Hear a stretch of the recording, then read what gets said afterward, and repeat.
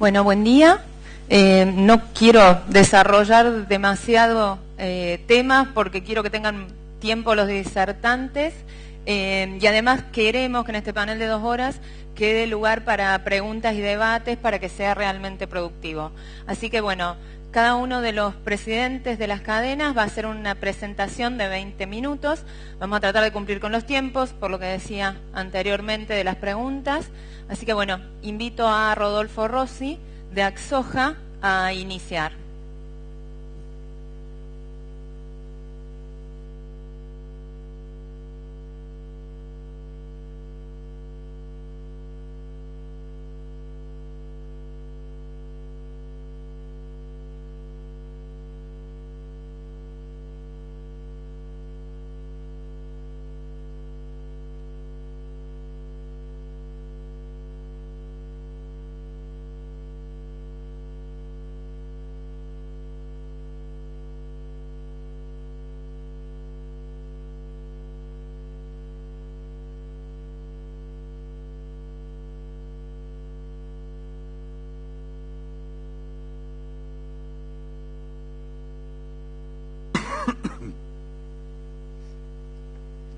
Hola, hola. Buenos días. Gracias a Presid por la invitación.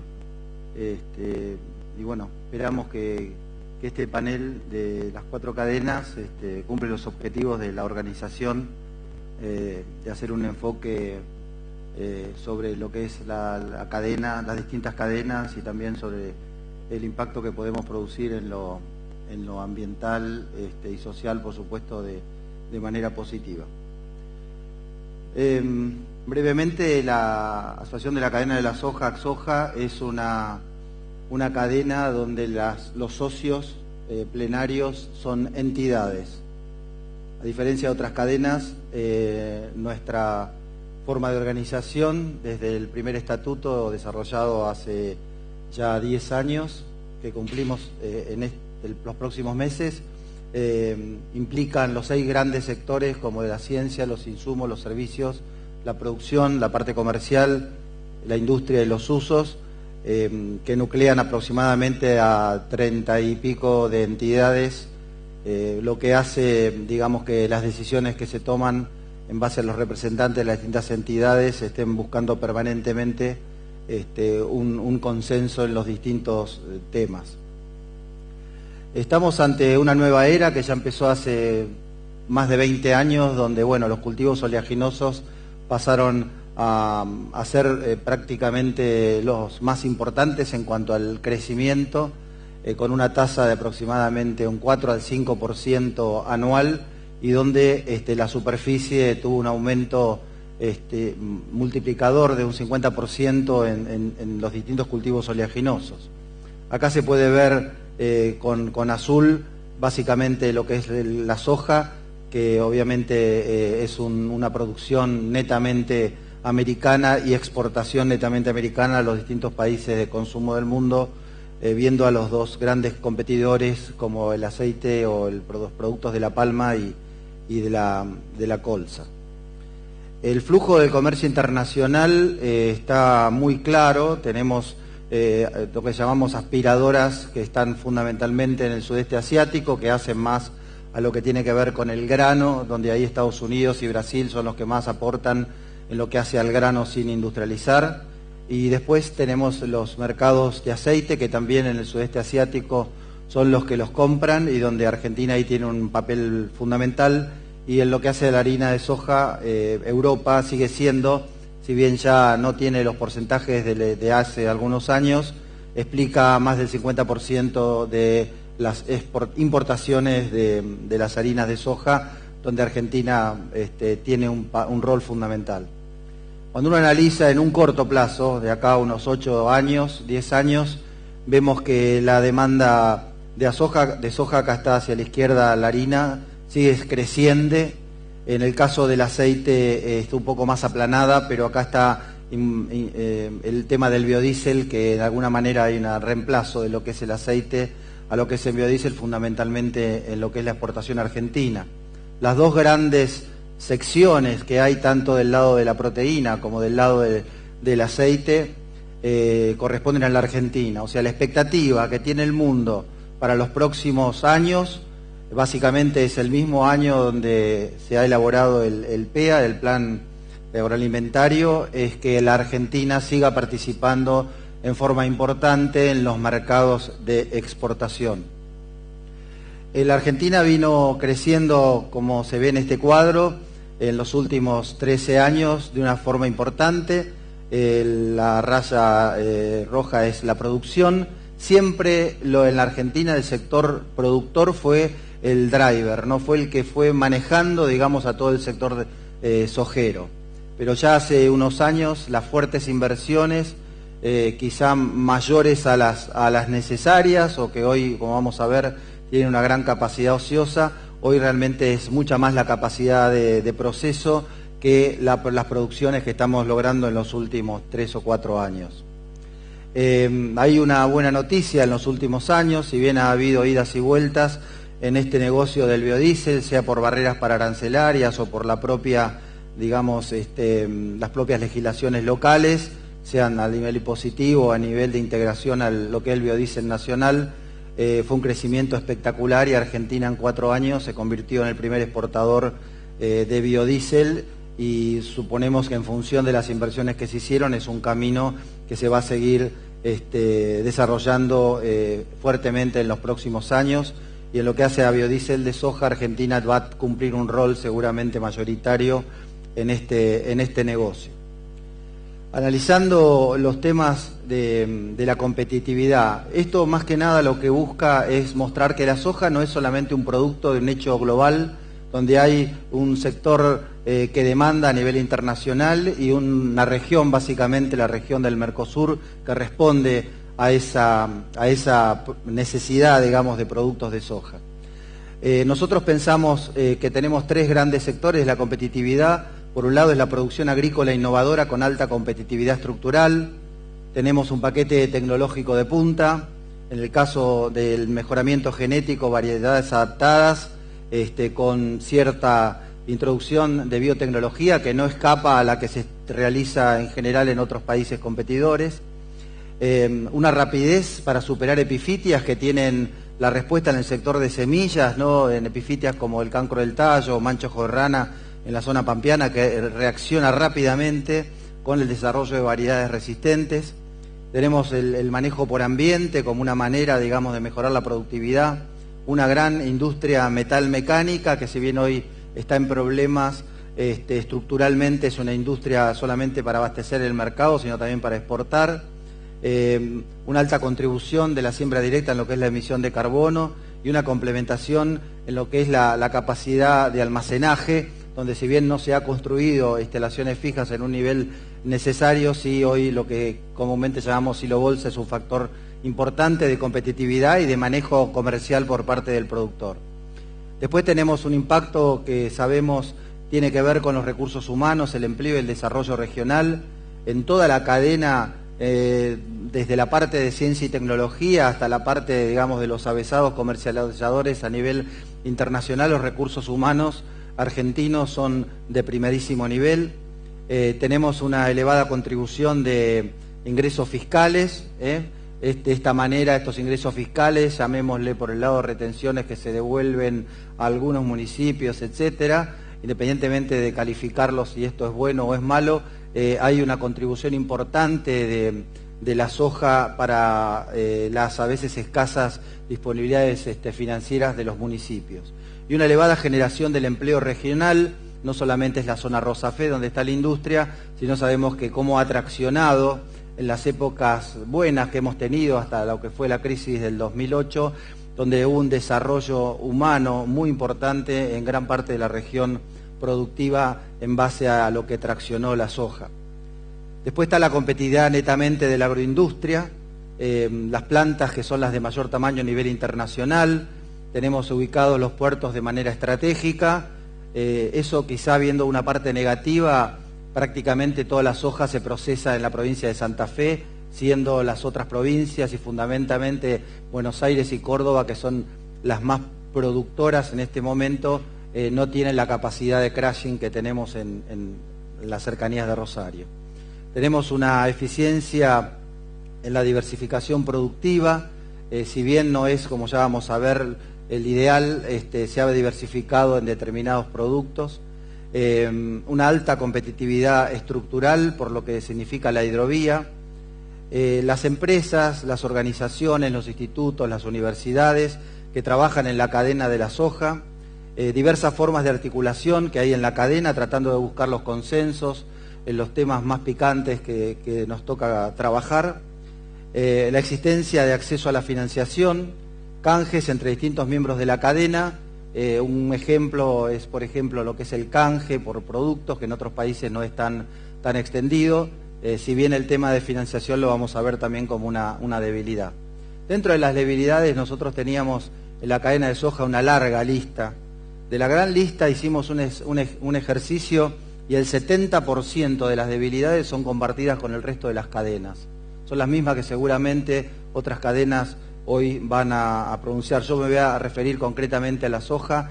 Tenemos una capacidad industrial subutilizada, esto ya pasa a ser un gran problema de un aumento de costos, una necesidad de un anillo circunvalar que nunca se hizo, que nunca se terminó, ya prácticamente es inmanejable el transporte hacia los puertos en los últimos años.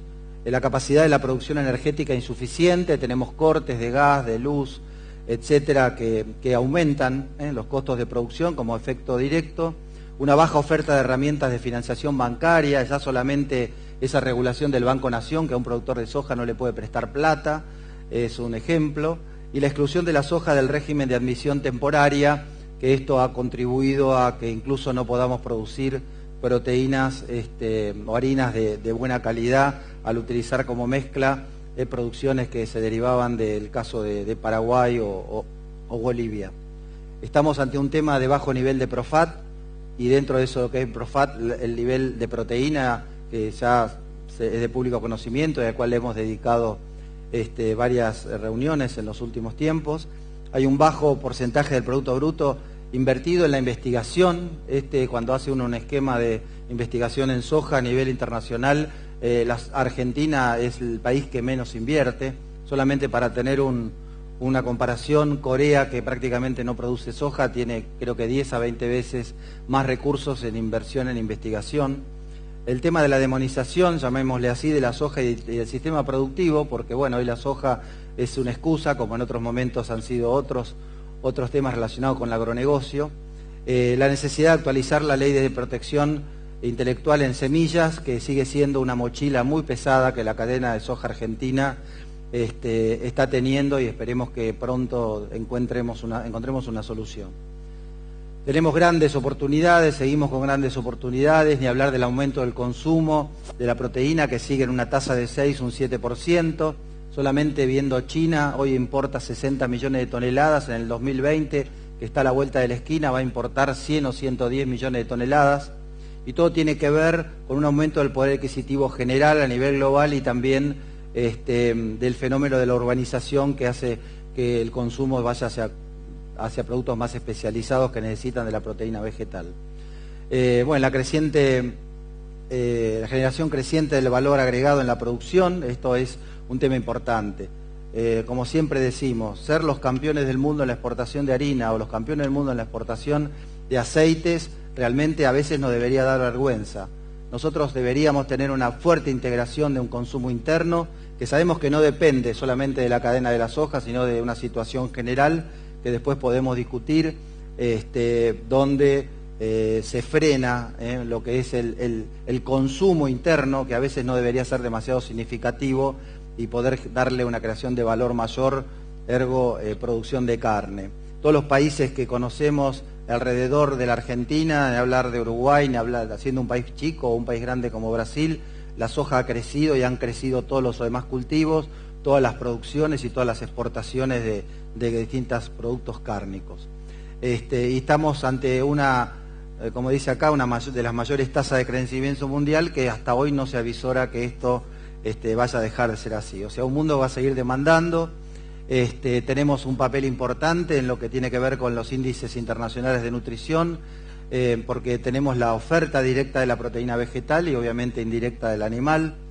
Tenemos una demanda sostenida de harinas vegetales en lo que son otras producciones alternativas, como el caso de la piscicultura, un tema que en la Argentina de alguna manera nos va a caer la ficha y vamos a ser seguramente un lugar muy competitivo, vamos a hacer uso de nuestros recursos para producirlo, y un aumento de la demanda de biocombustibles, donde bien si, como explicábamos recién, hay un consumo a nivel internacional y un país que produce como la Argentina, hay una oportunidad también interna de reemplazar un gasoil caro, subsidiado, o que pagamos todos por el uso de un biodiesel más barato.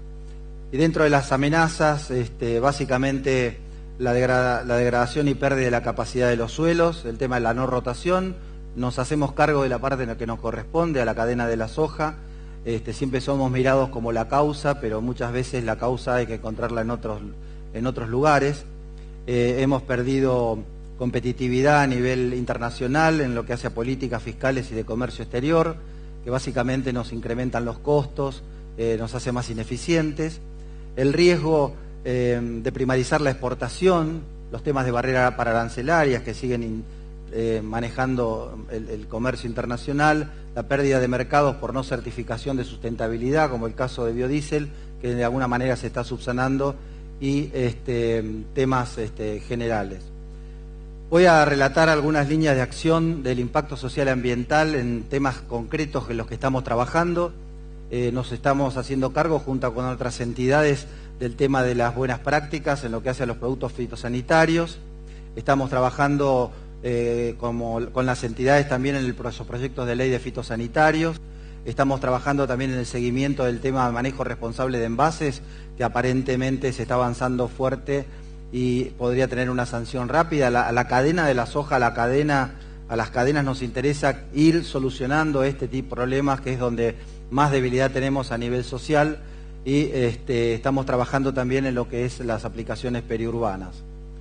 Es un trabajo que se viene haciendo en colaboración con el Ministerio y otras entidades en los proyectos de emisiones de óxido nitroso en el cultivo de soja.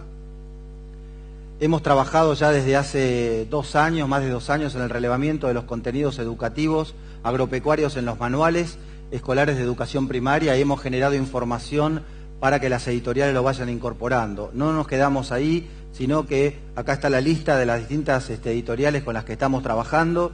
No solamente nos han aceptado las propuestas, sino que también hemos tenido la posibilidad de invitarlos a ver el complejo agroindustrial, que a veces no se lo conoce, y de la manera así de complejo, ¿no? Como toda la parte, digamos, del negocio agroindustrial, la parte de la comercialización, las bolsas, la visita a los campos alrededor de la ciudad de Rosario. Esta es una etapa que ya ahora se va a volver a repetir.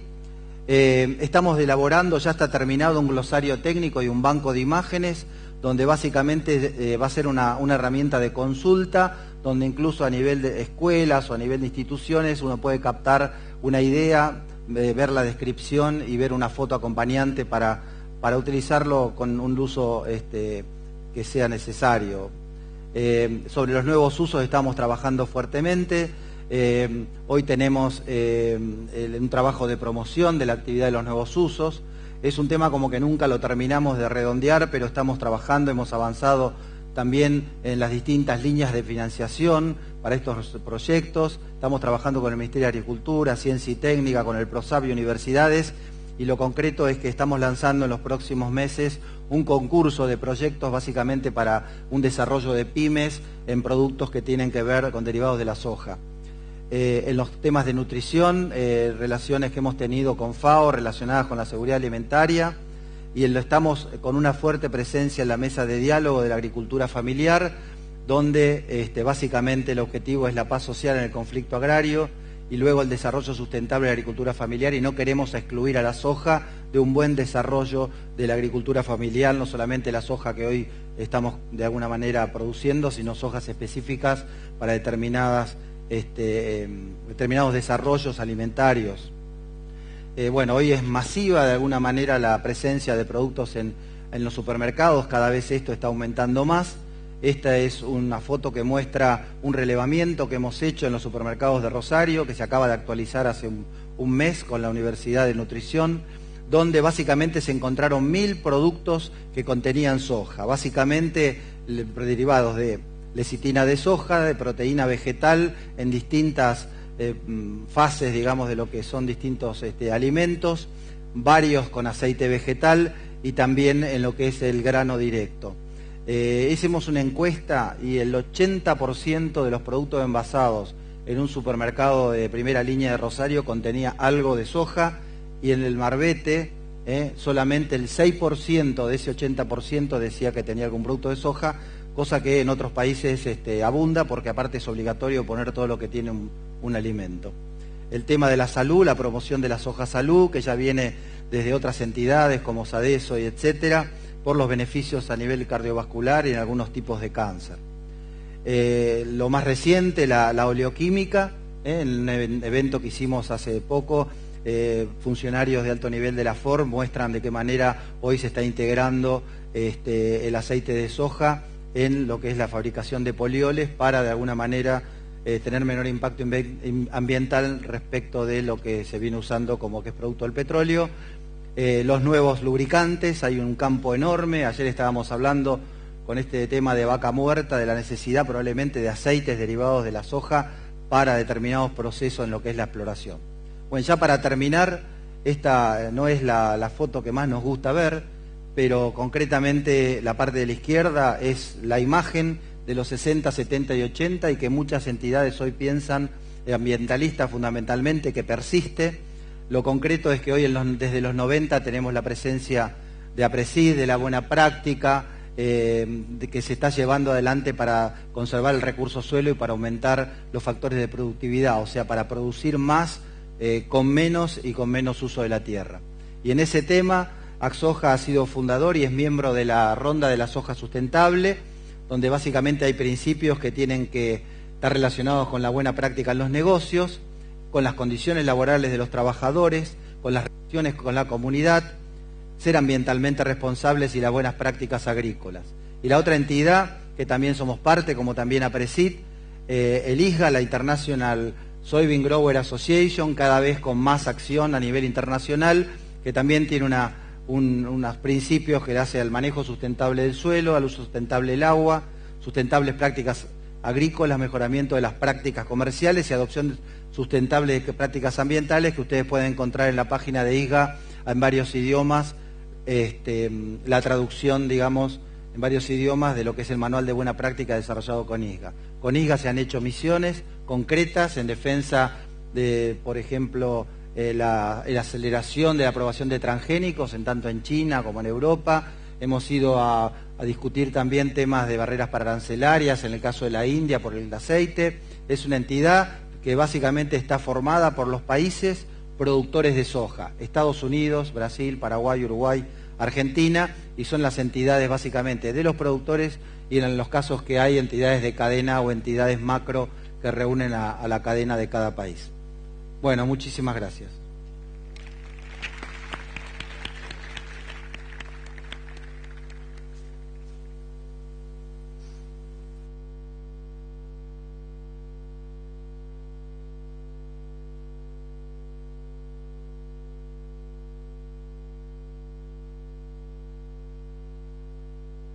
Y en los ojos de ella que estaban...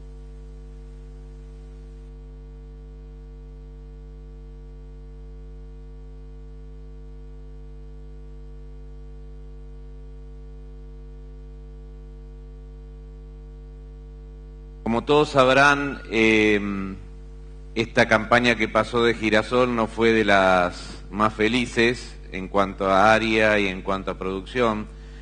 Voy a detenerme unos minutos inicialmente para explicar qué fue lo que pasó en estos 10 últimos años, o en los últimos años, y cuáles son después las perspectivas o qué es lo que vemos a futuro.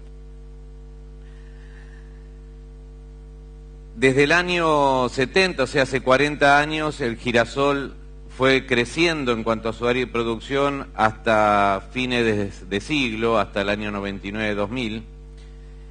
Y a partir de ahí, por un efecto de sobreproducción de aceites y por el ingreso de aceite de palma y de soja fundamentalmente, esa producción, esa intención de siembra y el precio de este producto fue cayendo. estabilizándose más o menos en alrededor de 2 millones de hectáreas y una producción de 3,5 millones, que más o menos es un punto de equilibrio, si bien existe capacidad ociosa, como también sucede en la soja, en las plantas de molienda, es un punto donde hace viable toda la industria aceitera de girasol, ¿no? Con esa producción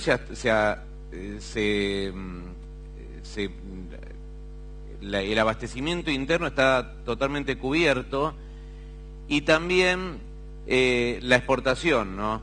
Todo lo que se produzca por encima es exportable. Pero también la exportación argentina ha caído en los últimos años. Esto parece el gráfico de una de las empresas, un balance cada vez peor. Y desde el año 99 que tuvimos ese pico hasta ahora hemos caído significativamente. De exportar 1.800.000 toneladas, estamos en 350 a 400.000 toneladas. Con esta exportación se empiezan a comprometer la continuidad de muchas de estas plantas. Desde el año 70, el girasol, que tenía una presencia, como ven en el gráfico de la izquierda, en toda lo que es la provincia de Buenos Aires, Córdoba, Santa Fe, La Pampa, se ha ido desplazando y la soja fue tomando protagonismo para tener en la última década este desplazamiento hacia zonas más marginales, con excepción del sudeste de Buenos Aires, que es la zona más agroclimáticamente apta para el cultivo, hacia el norte, hacia Chaco, Santa Fe y La Pampa, sudoeste de Buenos Aires y sudeste de Buenos Aires. Esto también acompaña la caída de nuestra exportación. Ese lugar que antes teníamos como principal exportador y productor de girasol lo ha ido ocupando Ucrania y Rusia. Y como ven ahí, la parte amarilla fue el crecimiento de Ucrania, que es el que concentra más del 50%, casi el 60% del comercio internacional de aceite de girasol. Este no es un dato menor, porque sabemos lo que está pasando en ese país y es probable que también eso impacte en la producción de girasol finalmente. En síntesis, ¿por qué perdimos ese liderazgo que teníamos a principio de esta década? Ya les expliqué, la palma y la soja entraron en el mercado oleaginoso. Hubo un crecimiento en la producción de Rusia y Ucrania, fundamentalmente porque después de la caída política de la Unión Soviética, mejora la tecnología y además hay una ventaja comparativa de fletes entre lo que es el Mar Negro y los países consumidores, principalmente Europa, y nuevos países que se han integrado en los últimos años como India y Egipto.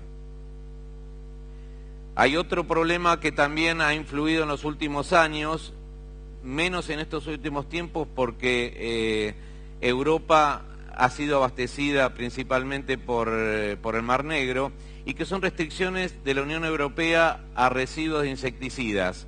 Ellos tienen unas normas muy exigentes en cuanto a residuos de insecticidas, y que hay que aclarar que estos residuos, si bien están en el aceite crudo, en muy bajas proporciones, cuando se refina ese aceite desaparecen, ¿no? Nosotros exportamos la mayoría del aceite a granel crudo, que es como se recibe en los países que después lo refinan y lo industrializan. También hay causas internas. La principal, y después lo vamos a ampliar, son los aranceles de exportación, aranceles que son actualmente del 32% para grano y 30% para el aceite. Un arancel que nos ha comprometido en cuanto a la competitividad del cultivo y en cuanto a la posibilidad de aplicación de tecnologías, esto nos ha dejado en una situación complicada frente a otras alternativas. El productor busca inicialmente su rentabilidad y sus márgenes, y en algunas zonas se orienta a otros cultivos que antes fueron zonas girasoleras, manteniéndose la presencia del cultivo en aquellas áreas donde la soja o el maíz tienen problemas de producción por problemas climáticos y déficit hídrico fundamentalmente. El tema que nos ha desvelado en los últimos 4 o 5 años y que ha ido creciendo a lo largo de este tiempo es el daño de aves, palomas medianas principalmente. Ha causado la disminución drástica del cultivo en las provincias de Córdoba, de San Luis, con problemas también en el norte de La Pampa, y actualmente también creciendo en lo que es el norte de Santa Fe y Chaco. Es difícil, hay que convivir con la plaga, no va a desaparecer de un día para el otro, pero es necesario ahí sí articular esfuerzos públicos-privados para ver de qué manera podemos tener técnicas de manejo que nos permitan tener un cultivo viable. Esta es la foto rápida de lo que fue la campaña pasada: 1.300.000 hectáreas, 2 millones de producción de grano. Acá ven que el 97, casi el 100% se procesa, se le da valor agregado en nuestro país, y solamente el 5%, menos el 2-3% se exporta como grano, fundamentalmente como semilla descascarada, confitero, prácticamente nada por una cuestión de costo de flete y de peso del girasol que complicaría ese costo.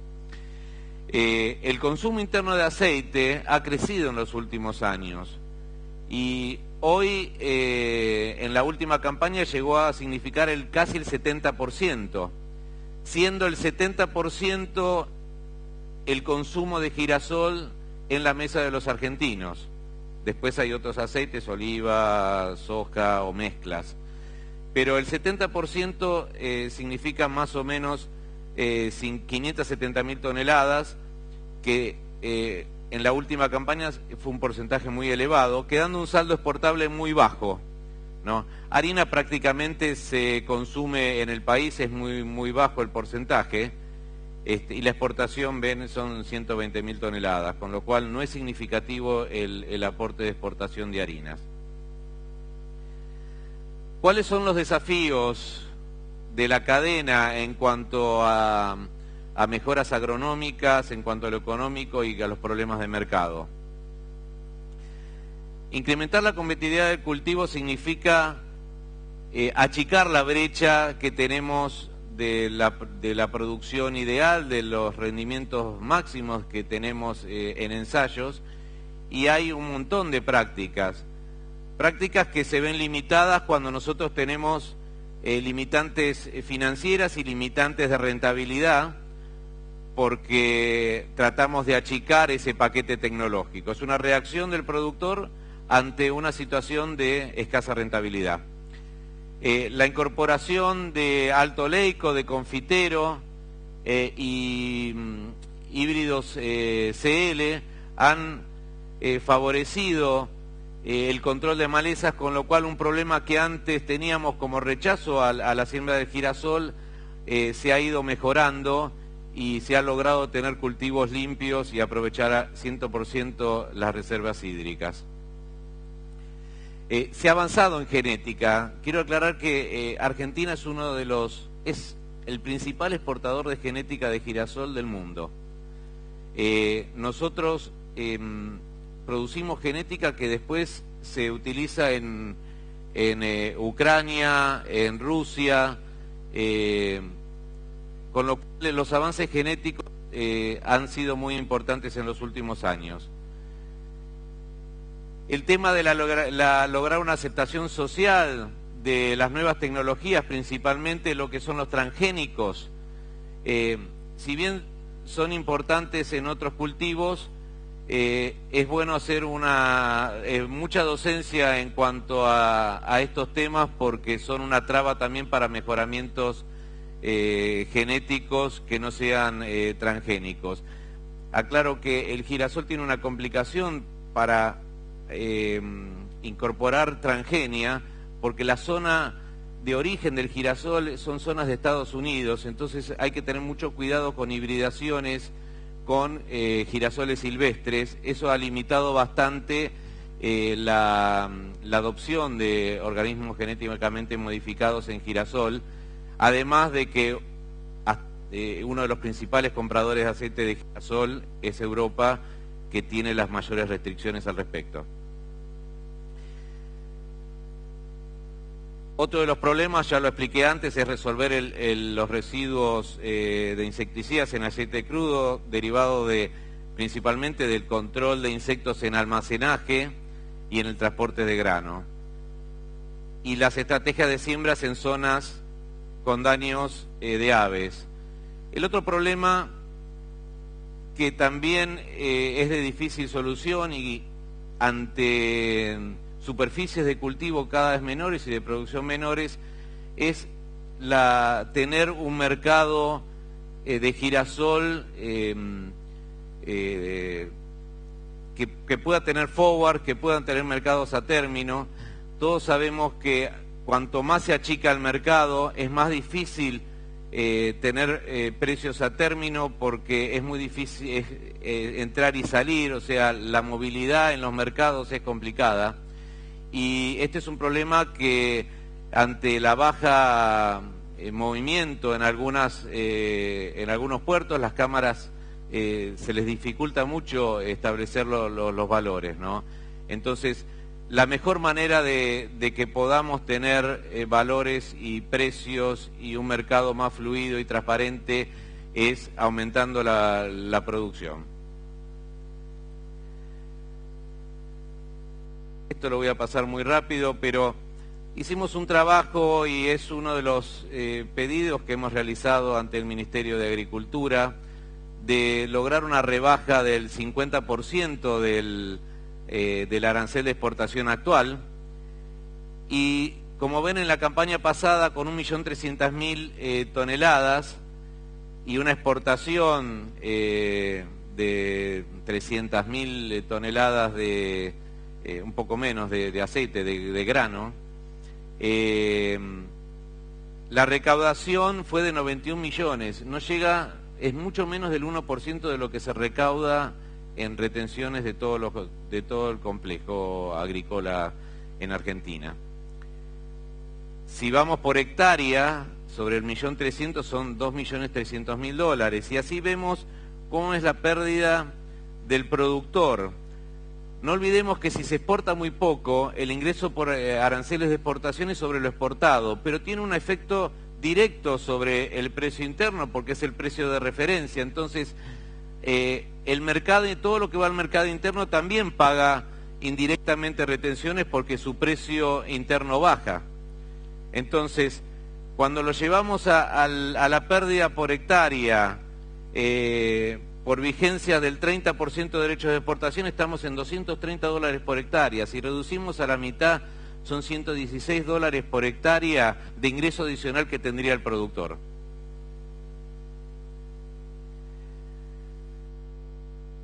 En el marco de este congreso de la búsqueda de la sustentabilidad, hay varios puntos que nos parecen en Asagir significativos. Una es la rotación de cultivos. Esto tiene que ver mucho con la rentabilidad y con la competitividad de los cultivos en las distintas zonas. No es deseable el monocultivo de ninguno de los granos, de los cultivos. Hace 20 años, cuando yo empecé a desarrollar mi actividad productiva en La Pampa, el 70% era girasol, con las consecuencias que tenemos de enfermedades, de extracción selectiva de nutrientes. Y el tema de la rentabilidad hace que también, como dije antes, no se adopten las mejores tecnologías, ni tampoco se repongan nutrientes.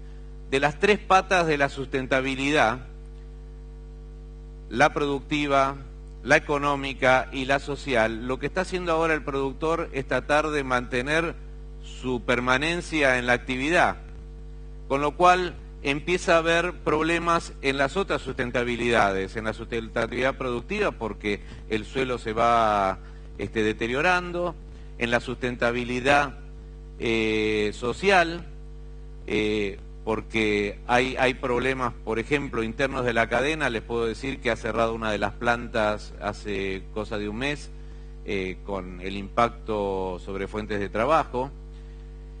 Así que es un tema complejo, pero que tiene mucho que ver con la rentabilidad. Y una modificación de la cantidad de la carga impositiva, que no solamente son retenciones, sino que son otra serie de impuestos que gravan al sector, realmente no colaboran para nada con la búsqueda de esta sustentabilidad. Hay otro problema que surge de la proliferación de malezas resistentes. Se están utilizando muchos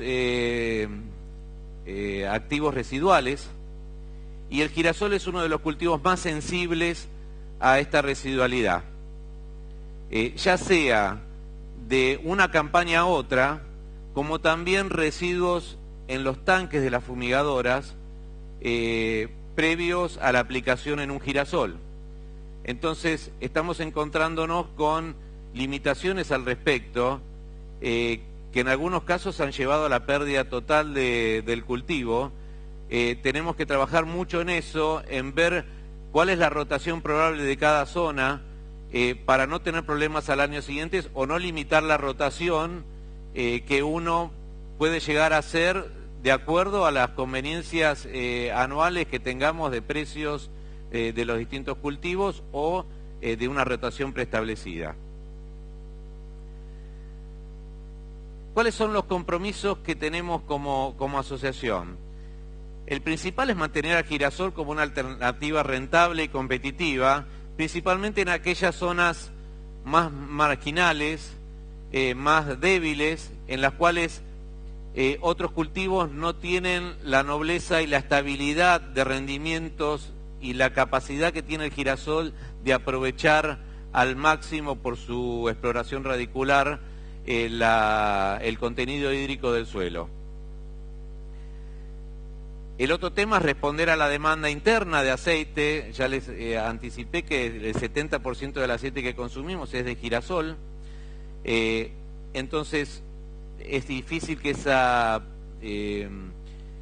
cantidad de aceite que requiere el mercado interno esté comprometida, porque hay suficiente. Lo que está comprometido es la exportación, porque es el saldo después de abastecer al mercado interno. Entonces es importantísimo aumentar y mantener una producción estable para poder dar continuidad a las fuentes laborales del complejo aceitero.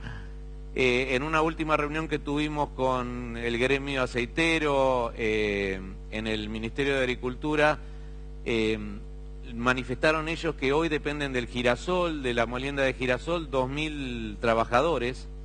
No es una cifra menor, y esos también son parte de nuestra cadena productiva. Antes de terminar, quería hacer mención de algo que por ahí muchos no estuvieron presentes de ayer, pero fue importante la participación de las gremiales, de las cadenas, de asociaciones técnicas, de ACREA, Producir Conservando, de FADA, de gremiales, de trabajadores agropecuarios, porque son señales que damos internamente y externamente. Internamente porque nosotros, si queremos y deseamos que se busquen consensos y trabajar en políticas públicas privadas articuladas, tenemos el compromiso de hacerlo entre los distintos eslabones, entre los distintos actores del sector. Creo que es un camino que no carece de dificultades, pero es posible porque la parte del vaso lleno es muy superior y casi es muy poco lo que tenemos del vaso vacío. Por otro lado, también es un mensaje externo, y esto es un mensaje al gobierno para decirles que todo el sector tiene una política común en muchos de las cuestiones que afectan al sector, y es un mensaje para los que a partir del 2015 van a tener la responsabilidad de manejar los destinos de este país. Creo que fue una señal de unidad que tenemos que seguir trabajando y acrecentando. Muchas gracias.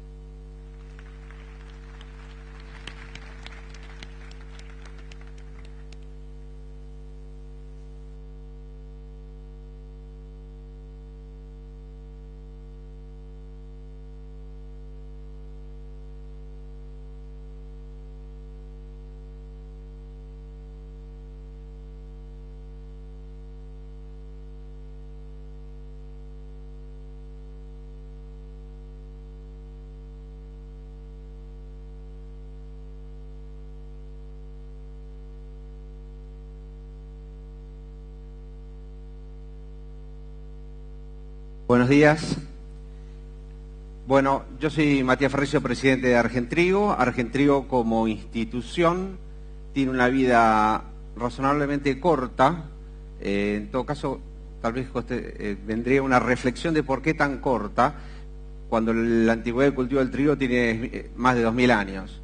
Pero la realidad es que hace 10 años aprendimos, los distintos integrantes, a de alguna manera articularnos, y esto en primera instancia tuvo la iniciativa de David Hughes como primer presidente, Santiago Labourd lo secundó, y en definitiva se fueron incorporando distintos eslabones, donde está la producción con ACREA y APRESID, está la industria con FAIM, que tiene más de 210 molinos a todo lo largo y ancho del país, y a su vez tiene a Piminra dentro de lo que es FAIM, que son los pequeños molinos, medianos a pequeños molinos. Después, como representante, tenemos a la exportación, la Bolsa de Bahía Blanca, Rosario, que acá es local, Buenos Aires y Córdoba, la Cámara Arbitral de Buenos Aires, la Cámara de Acopios.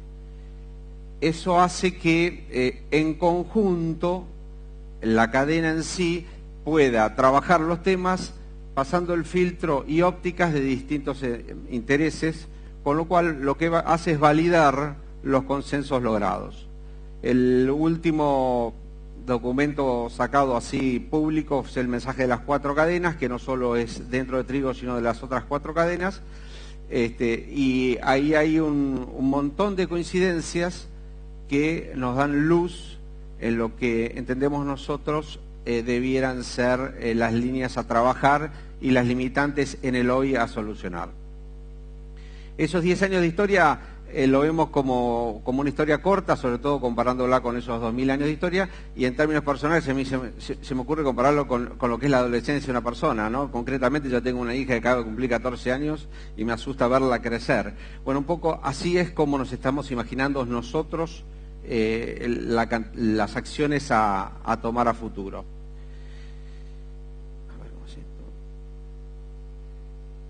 Como dinámica vamos a tratar de hacer un poco un relevamiento de historia, o sea, de qué venimos, dónde estamos y sobre todo hacia dónde vamos. Sobre todo que en el caso del trigo estamos bastante cascoteados en cuanto a que tenemos la mayor cantidad de dificultades que no podemos solucionar o destrabar.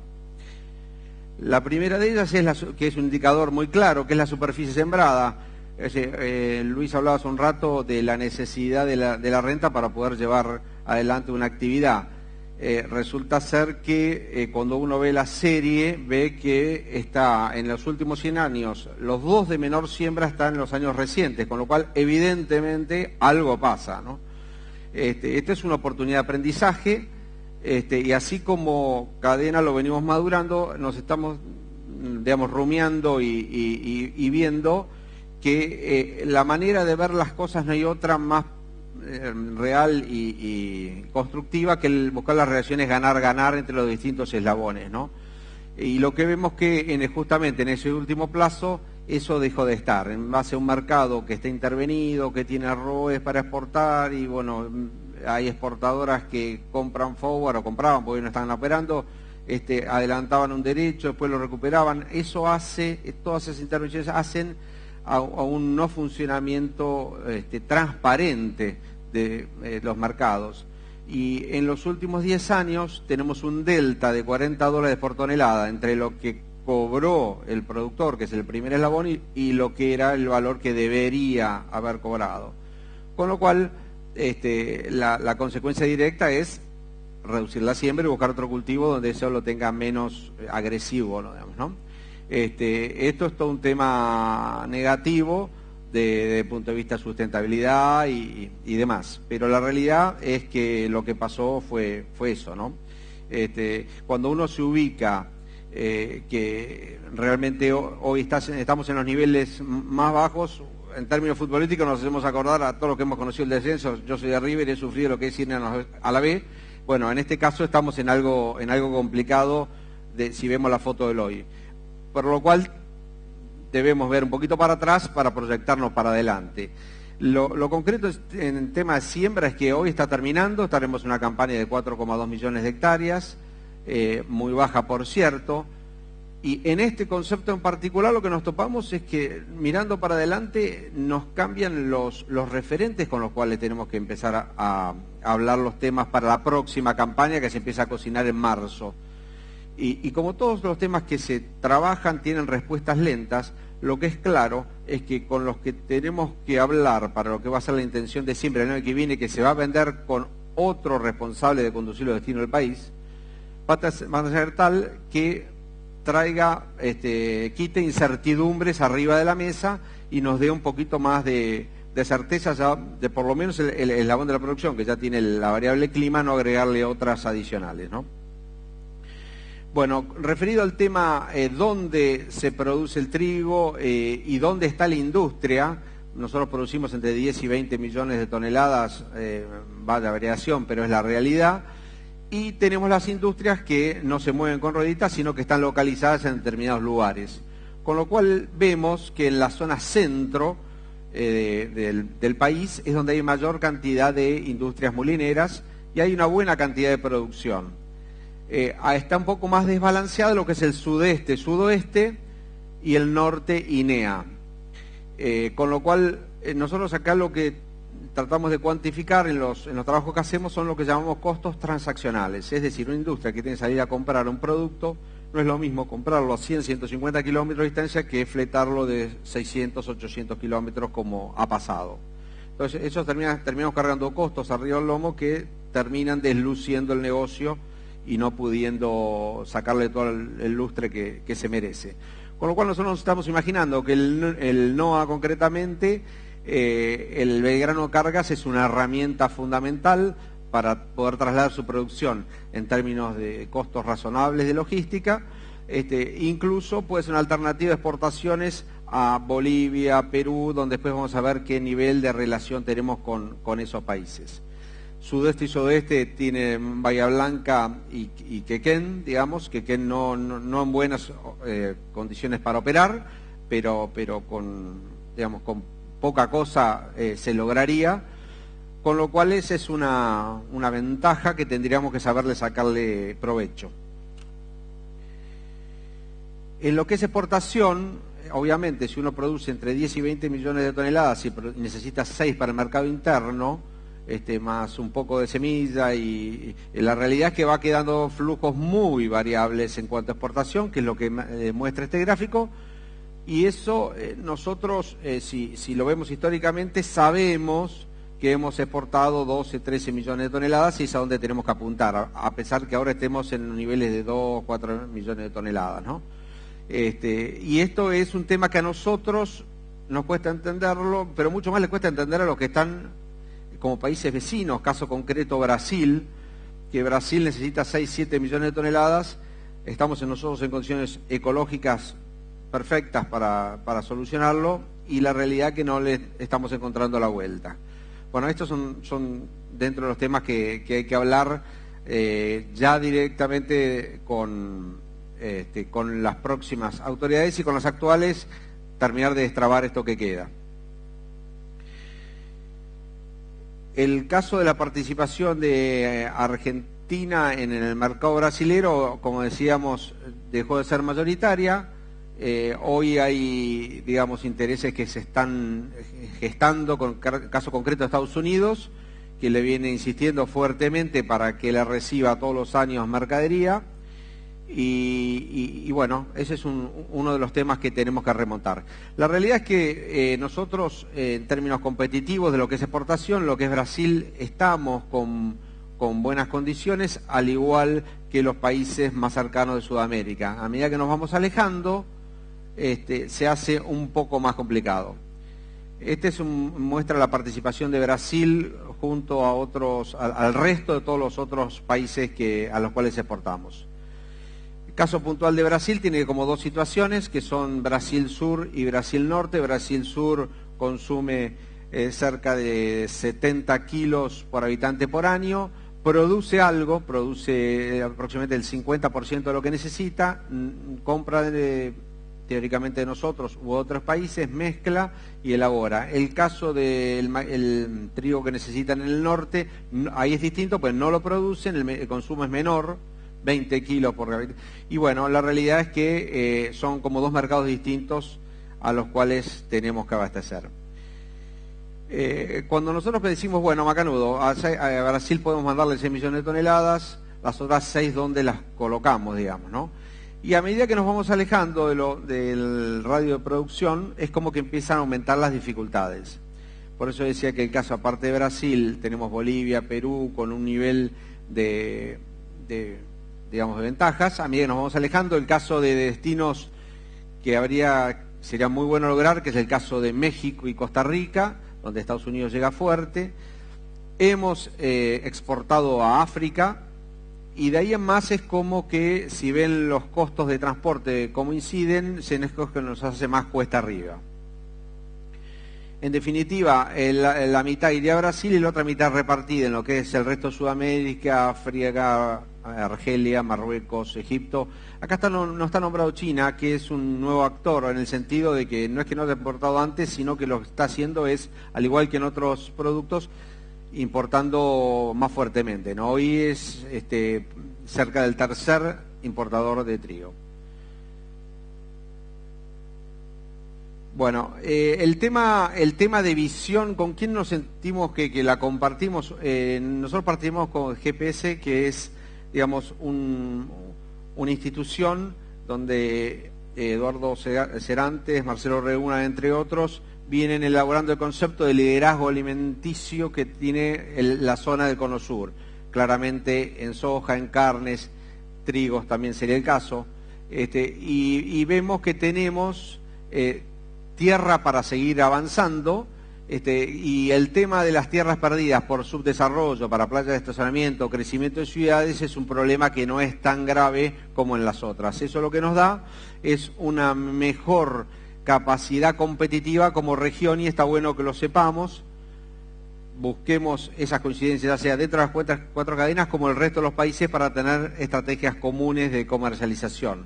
Por lo menos, hablando con la Embajada de Brasil, ellos lo veían como un desafío para el caso de la soja. Ahora vamos a ver un poquito al cómo, digamos, ¿no? ¿Cómo lograr todo esto? Nosotros vemos que el trigo, desde lo agronómico, es incuestionable el espacio que ocupa, por cobertura, porque, digamos, alterna muy bien con leguminosas, con soja, por ejemplo, o con girasol.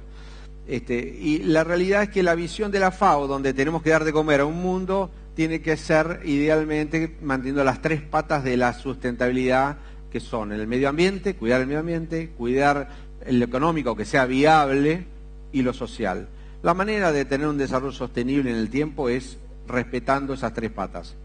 Entendemos que este es un concepto muy seguro, digamos, irrealista, digamos. La realidad es que se están trabajando un montón de, en este sentido, en el sentido de lo que hace la siembra directa hoy con 30 millones de hectáreas en la Argentina, es un aporte fuerte al tema de la sustentabilidad. Lo que se ha avanzado en los últimos años, 20 años, en el uso de fitotóxicos de grado 4, cuando antes eran mucho más agresivos, también da un aporte en este sentido a la sustentabilidad y hay que transmitirlo como tal. Y por último, un trabajo que hizo ACREA, que entendemos que echa mucha luz, y es, digamos, poniendo todas las variables juntas, uno ve en una hectárea producida las cantidades de herbicidas usados o insecticidas, la clase de fitotoxicidad que tiene, que ha bajado, las dosis que han bajado, la producción que ha subido, nos encontramos con los últimos 20 años tenemos 75 veces menos residuos en grano de estos productos aplicados. Esto es una notición, esto es algo que entendemos debiera difundirse más. Por supuesto que no quita seguir avanzando en la ley de envases, fumigaciones periurbanas, etcétera. Pero la realidad que entendemos que en un mundo que tiene que producir alimentos, que tiene que producir otros rubros, si el resto de las actividades no agropecuarias produjeran alimentos 75 veces más limpios, estaríamos en el buen camino, con lo cual los invitamos a que eso pase, ¿no? Nosotros lo que hacemos, venimos trabajando con el IPSIS, que es un estudio económico que nos da un poquito la cuantificación del valor agregado del trigo, para lo cual vemos tres fotos, digamos. La actual, que es baja, muy pobre por los temas antes descriptos, digamos, que aporta de 2.800 millones de dólares, digamos, ¿no? Y nos traducimos a un escenario rápidamente lograble, del orden de pasar de 11 millones a 15 millones de producción, y uno más alto de los 20 millones de toneladas de producción. Y lo que vemos y lo que tratamos de buscar y estamos trabajando es en tener 2/3 indicadores por eslabón que nos digan cómo están andando a medida que vamos mejorando. La idea de esto es un avance frontal, el ganar que decíamos. No sirve si yo gano a expensas de que otro pierda, porque vimos lo que pasa, la caída de pérdida de superficie es eso. Entonces, para no caer en eso, tener en el tablero de comando indicadores que nos vayan alertando de situaciones. Entonces estamos construyendo un trabajo que se va a publicar en breve con estos herramientas, 2/3 indicadores por eslabón, para poder avanzar frontalmente de manera sana y buscando siempre el ganar. Bueno, algunos números de valor agregado de la industria, otros 830 millones de dólares.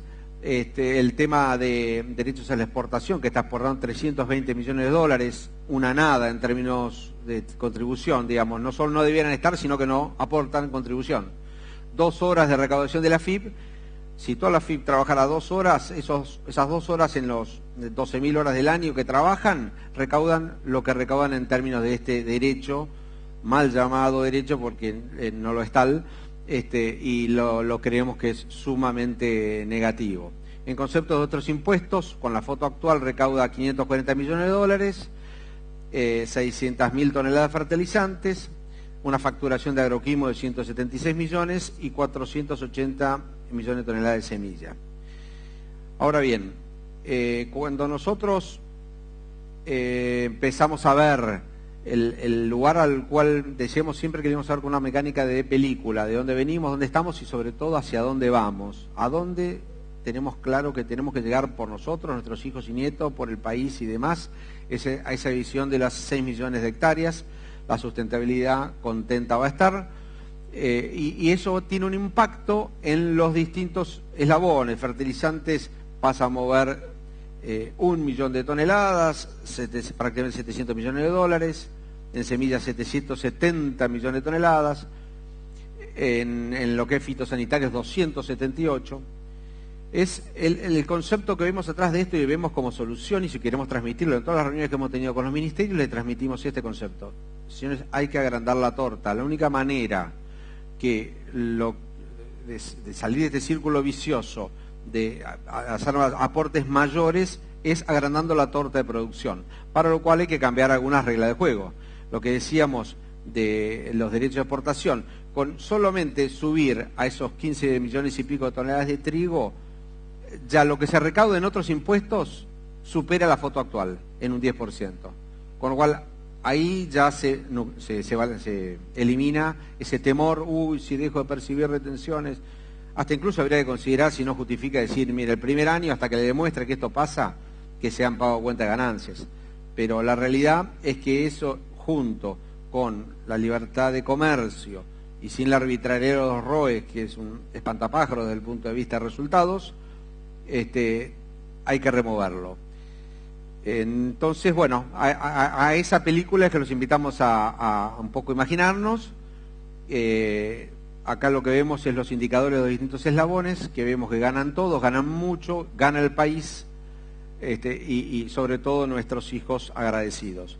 Algo tan básico y tan simple como que la fortaleza de la cadena la da el eslabón más débil. La realidad es que el hilo se corta a lo más débil, es así, digamos, ¿no? Y si nosotros no entendemos que hoy, si la producción no tiene una ecuación de renta para poder producir, no la va a producir. Por ende, toda la cadena va a estar debilitado en función de ese eslabón más débil. Por último, ya que venimos del Mundial, hace un mes, que parece una eternidad, se murió Alfredo Di Stéfano, que fue un futbolista de aquellos, y con una gran humildad, él decía que ningún jugador es tan bueno como todo el equipo junto. Y nosotros lo que queremos es eso, avanzar con todos los eslabones juntos y todo el equipo unido.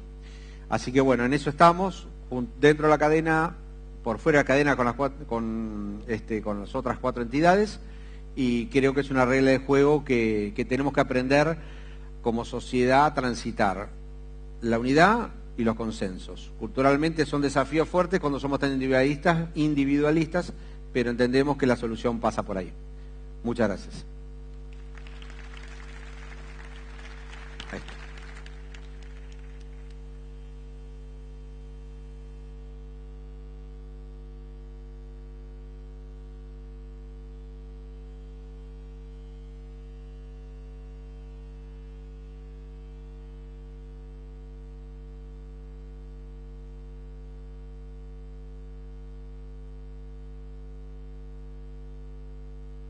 Buenos días. Creo que es extremadamente injusto tener que empezar a hablar a esta hora. Hay una competencia tremendamente desleal entre las minifaldas de las promotoras y el jugo gástrico que a todos nos está presionando ya. Así que espero que cuando termine esta charla, por lo menos mis amigos, a quienes los tengo ahí, estén presentes. Yo represento a la cadena del maíz y del sorgo argentino, una entidad que tiene 10 años y un elevado grado de representatividad.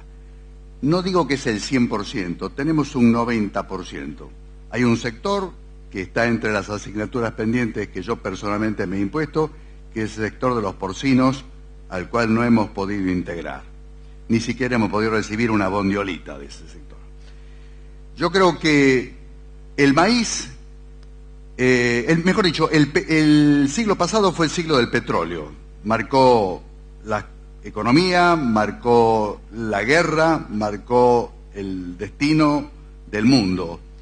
Pero es un producto no renovable, contaminante, que contribuye altamente al recalentamiento global y a la presencia de gases de efecto invernadero. Y este siglo es el siglo del maíz y del sorgo, que son los cultivos energéticos más importantes del mundo y que en la Argentina por cada 100 hectáreas generan 11 puestos de trabajo. Fíjense en la importancia que tiene. Ahora, era un cultivo que en su momento fue excedentario. Hoy es un cultivo altamente demandado en un mercado fuertemente competitivo, pero reitero, altamente demandante, lleno de competidores que cada vez crecen más. China está con 221 millones de toneladas, Sudáfrica estará con 17 millones, los brasileños con la safriña nos están haciendo estragos, los americanos vienen de una gran cosecha, con un carryover que se va a trasladar a esta otra gran cosecha que se les viene por delante. Se calcula que por primera vez en los últimos años los productores americanos pueden llegar a perder plata con el maíz. Tenemos también Ucrania, que es esos países raros, que era como Brasil hace un tiempo con la soja biotecnológica, que no tiene aprobado la biotecnología, pero tiene una enorme producción de maíz biotecnológico, genéticamente modificado y que por supuesto de una forma u otra entra al mercado también. Entonces, nosotros nos encontramos como cadena frente a lo que es la cadena y el desafío de la sostenibilidad.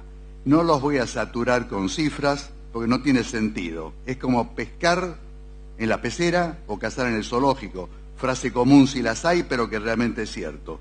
Si yo les hablo a ustedes de lo que es nuestra producción, lo que exportamos, que los ROE, que esto, que la cosecha va a ser de tanto, que en el norte se cosechó maíz de primera, maíz de segunda, ¿por qué diablos soy yo presidente de Maizar en vez de ser de Azagir, siendo que hago más girasol que maíz? Bueno, son los misterios que tiene esta zona.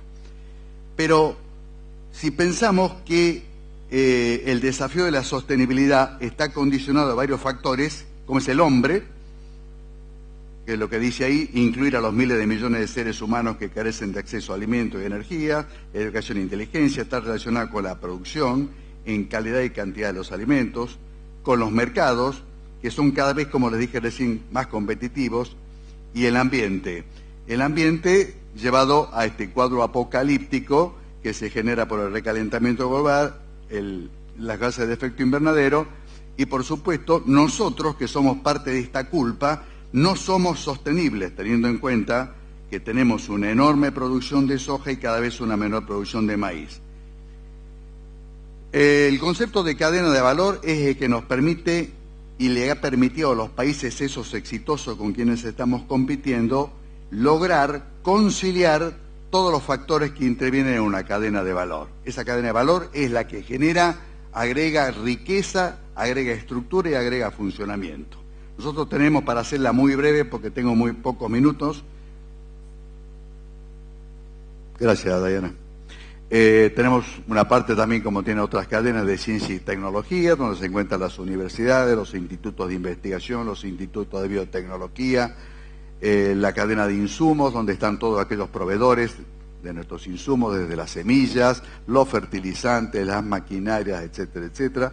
La producción agropecuaria, que en este momento está aplicando una enorme cantidad de buenas prácticas agrícolas, entre ellas la rotación de cultivos, donde tanto el maíz como el sorgo son condicionantes para la generación de suelos fértiles en aquellos ambientes que lo permiten, y teniendo en cuenta que el maíz es un cultivo tan elástico que podemos hacerlo desde el norte, desde Jujuy, hasta ensayos fantásticos que hemos visto en Chubut sobre maíces de pisingallos, maíces de todo tipo, de altísimos rendimientos, tanto en forraje como en grano, y de una sanidad excepcional.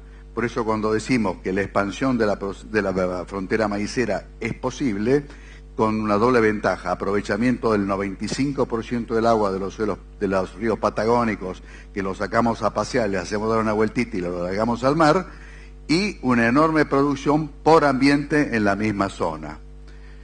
Después tenemos el área de comercio y la exportación, donde están las bolsas, donde se encuentran los acopios, donde se encuentran los traders, donde se encuentran los comercializadores, los exportadores. Un sector industrial, que es el que se encarga de la transformación, la molienda húmeda, la molienda seca, la industria del etanol, los biopolímeros y el agregado de valor de transformar las proteínas vegetales en proteínas animales. Y un consumidor final que por supuesto tiene que ser, en el orden interno, parte también de entregarle productos de calidad y de cantidad. En los países donde la cadena de valor es la base del desarrollo, ellos pudieron superar la antinomia campo versus industria. ¿Por qué? Porque agregando valor y entrando en un fenómeno de competencia sana, donde los mercados están con libertad, se pueden generar productos de calidad, de alto valor agregado y de un precio absolutamente razonable. Eso une al productor al éxito o al fracaso del producto final. Superar también la antinomia productor versus consumidor y reforzar el valor que tiene la transparencia y la competencia en los mercados. Cuando hay intervención en los mercados de tipo económica, condicionada por ideologías o condicionada por fenómenos de tipo dogmático, siempre surgen privilegiados y perjudicados. Y como el factor humano el factor humano, que es algo que tenemos que tener en cuenta, siempre nos lleva a buscar la ventaja, aún en los países con economía libre, donde la competencia en el mercado es sana, se produce rechinar, un fuerte ruido entre los eslabones de la cadena. Imagínense lo que puede llegar a pasar cuando por un designio de tipo político, dogmático o clientelar o lo que fuera, se dice este es el ganador y este es el perdedor. Hemos generado con eso una enorme cantidad de dudas, de peleas y de discusiones muy fuertes en la cadena. No sería bueno un silencio total y que estuviéramos todos de acuerdo. Rechinar de estos eslabones y más en el momento de crisis, por supuesto que nos lleva a un elevado nivel de confrontación con resultados que tratamos de consensuar de la mejor manera posible. Los consensos de Maizar son la base, no lo único, son la base de lo que nosotros tenemos entre todos los integrantes de la cadena. Necesitamos mercados transparentes, sin cuotificación o cierre de exportaciones para el maíz y todos los productos de la cadena. Eso lo hemos planteado desde el primer día. El día 2 de febrero tuvimos una reunión, no me acuerdo si fue 2 o qué día fue, una reunión con el ministro recién asumido Casamiquela, con el secretario Delgado, en una amplísima mesa donde estaban todos los participantes, todos los integrantes de Maizar. Había gente que está en la industria del maíz que no pertenecía a Maizar, había gente de las entidades gremiales, de las asociaciones técnicas, y ahí le presentamos al ministro Casamiquela, más todos los funcionarios que ahí estaban, muchísima gente que nunca supe para qué estaban, había gente de la FIP, gente de la aduana, que expresaban públicamente su desconocimiento e ignorancia de todo lo referido a la cadena. Ahí planteamos 15 puntos. Los primeros 5 puntos que dejaban muy en claro la posición de la cadena Maizar eran estos: mercados transparentes, eliminación de retenciones a las exportaciones de todos los productos de la cadena, promoción de los cultivos a partir de leyes que permitan la desgravación de insumos clave, como es el caso de los fertilizantes, y promoción de la biotecnología. El desafío de la comunicación, ¿cuál es? Por eso no me interesa tanto redundar en cifras. Hoy hablar de cifras, me lo decía un viejo amigo que ha sido en su momento ministro, es como hablar del sexo de Los Ángeles. Ya a esta altura del partido no tiene mucho sentido. No van a cambiar las reglas de juego. La semana que viene seguramente empiezan a sembrar maíz, si lo siembran en Entre Ríos. ¿Qué le vamos a discutir? ¿Cuánto tenemos que tener de retenciones? ¿Cuánto valen los fertilizantes? ¿Cuál es el valor de los insumos? ¿A quién se lo vamos a vender? ¿Con quién vamos a competir? ¿Cómo van a funcionar los puertos? Es un absurdo. Entonces vayamos a lo macro, lo que nos tiene que unir. La sociedad debate y va a tener que elegir si la tecnología y la producción son la solución. Si la tecnología y la producción son el problema, ¿quién decide y quién tiene el poder de fijar la agenda? Si queremos hacer un brevísimo resumen de tecnología y producción son alimentos, bueno, vamos a caer en un discurso que ya todos lo conocemos, vamos a llegar a 9.500 millones de habitantes, la seguridad alimentaria, la necesidad de producir en forma sostenible, generando una protección para el medio ambiente, el ingreso per cápita que en los chinos aumentan, que todos los días pasan una ciudad del tamaño de Pergamino de los estratos bajos de la sociedad a los estratos medios, las necesidades que tiene esa clase media, la seguridad alimenticia y el comercio, la proteína animal como base nutricional para que transformemos todas esas proteínas vegetales en proteínas animales, las emisiones de gases invernadero, la sustitución de la energía fósil, la biotecnología, obviamente, todo nuestro crecimiento de la producción, en el caso del maíz es un caso muy importante, toda la presencia de biotecnología, el cuidado y mejora de los ecosistemas a partir de la producción. Si lo miramos como que este es el problema, que realmente lo hemos podido vivir después del Congreso de Maizar, cuando fuimos a Córdoba, junto con Mark Lainez, el ambientalista británico, a quien con un gran esfuerzo pudimos traer para generar el gran debate que tiene la biotecnología. Bueno, si pasa a ser el problema, como nos tuvimos que enfrentar con pseudoactivistas, lo que yo llamo los ambientronquistas, ahí tenemos todo lo que se nos presenta como contra, el control poblacional, el principio precautorio, el miedo manda, que el principio precautorio es fundamentalmente contra la comunidad agroalimentaria. Nadie habla del principio precautorio de las computadoras, de mis lentes, de los cinturones, de las botas de las chicas, que son industria petroquímica, poblada de azufre, poblada de hidrocarburos alifáticos, probadamente cancerígenos. Pero eso no, ahí no hay ese problema. El problema de la precautoriedad parte exclusivamente con el sector alimentario. La teoría de los efectos indirectos, el conocimiento y la tecnología no importan, no a la biotecnología, no a la bioenergía, lo fósil es mejor. Bueno, eso lo demuestra el ministro, cuando el ministro de Economía, que es el que maneja absolutamente todo, hace los vaivenes que hace con todos los biocombustibles. Un día pasa de que no tenemos que importar combustible, al día siguiente con grabar todo lo que significa los biocombustibles. Es una política absolutamente errática e irresponsable. No sabemos cuál es la solución de los desafíos futuros. Mejor volvamos al pasado, volvamos al arado. Y esto me pareció fantástico. Esto lo saqué de una revista americana, que es dos tipos de las cavernas. Dice, algo no está bien. Nuestro aire es limpio, nuestra agua es pura. Todos hacemos ejercicio. Todos los vegetales que comemos son orgánicos. Y todas las carnes que consumimos son de casa. Sin embargo, nadie vive más de 30 años. Entonces, es patético que sigamos discutiendo todavía el rol de la biotecnología y el rol de lo que es la parte científica aplicada al agro. ¿Quién decide y quién tiene poder de fijar la agenda? Los cierres de las exportaciones, que son arbitrarios. Lo puede manejar un mocoso impertinente que no le gusta usar corbata. Esto no lo hago yo porque sea como él, sino simplemente porque hoy no quería ponerme traje. Cuando el precio internacional sube, Argentina y otros pocos países. Las barreras arbitrarias al comercio, la Unión Europea, China, otros países, BRIC, PEC, la Argentina donde está, y los activistas antiagro. Entonces, ¿qué estamos haciendo nosotros? Nosotros hemos ingresado a Maizal. Maizal es un emprendimiento entre el grupo americano, donde está el National Corn Grower Association, el Luz Grain Council, Abromilio, que es la cadena del maíz brasileño, y Maizar. Este es un gran emprendimiento que lleva adelante Maizar, motorizado fundamentalmente por nuestro expresidente, actual vicepresidente Alberto Moreloy, y por Martín Fraguío, quienes nos han representado con mucho éxito ya, no solamente en Corea y en China, sino hemos concurrido a la Unión Europea, tratando de discutir sobre barreras arancelarias, pararancelarias, biotecnología. Hemos estado en Portugal, hemos estado en España y hemos estado en Bélgica. Con el desafío y la oportunidad que tenemos hacia adelante, ¿cuál sería? Fuimos, somos y seremos competidores. ¿Con quién? Con la gente de Maizol, con los de Abromilio y de Luz Grain Council y con los americanos. Pero estamos en condiciones de competir, tenemos las condiciones ideales.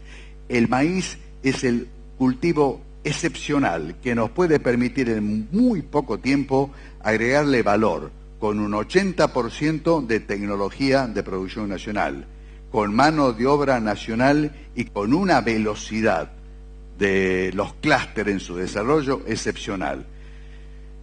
Somos la solución y no somos el problema. El conocimiento, nosotros sostenemos que es la base del desarrollo humano. La tecnología nos permite mejorar la producción. La arbitrariedad, la ignorancia y la ausencia de reglas de juego son las bases del subdesarrollo y la pobreza. ¿Qué hacemos con la gente de Maizal? Comunicamos los beneficios de la tecnología moderna para cumplir con la demanda y mejorar el ambiente. Participamos en esta nueva generación de la bioeconomía. Sincronizamos o tratamos de conseguir, vía gobiernos y vía acción privada, la sincronización del lanzamiento de los nuevos eventos biotecnológicos. El comercio global, con reglas que sean claras, aplicables y conocidas. Y cuando decimos aplicable, no dejamos de hacer referencia, lógicamente, a lo que ya mencionaban mis compañeros anteriores. No hay ninguna duda que si la FAO en el 96 nos encomendó a aquellos países que somos productores de alimentos y de energías renovables, que una vez que tengamos suplidas nuestras propias necesidades, lo demás debe ser exportado, yo me pregunto, ¿a dónde está la política de este gobierno dirigida cuando nos está bloqueando todos esos mecanismos? La Argentina produce una biomasa que va desde la leña y el carbón en los montes santiagueños y chaqueños hasta el cultivo más sofisticado para 400 millones de personas. ¿Cómo no vamos a poder darle seguridad alimentaria a 40 millones de personas? No asumamos culpa que no nos corresponde.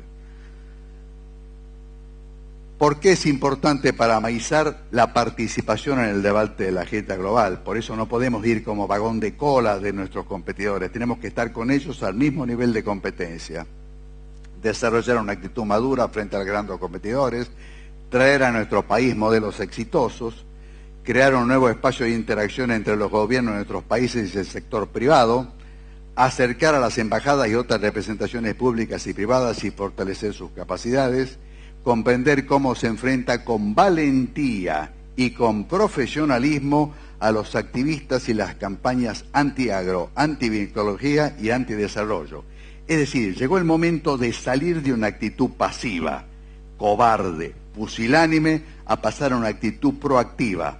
La comunidad agroalimentaria, y el caso del maíz en particular, tiene muchísimo para mostrarle a la sociedad de lo bien que le hace, ambientalmente, socialmente y económicamente.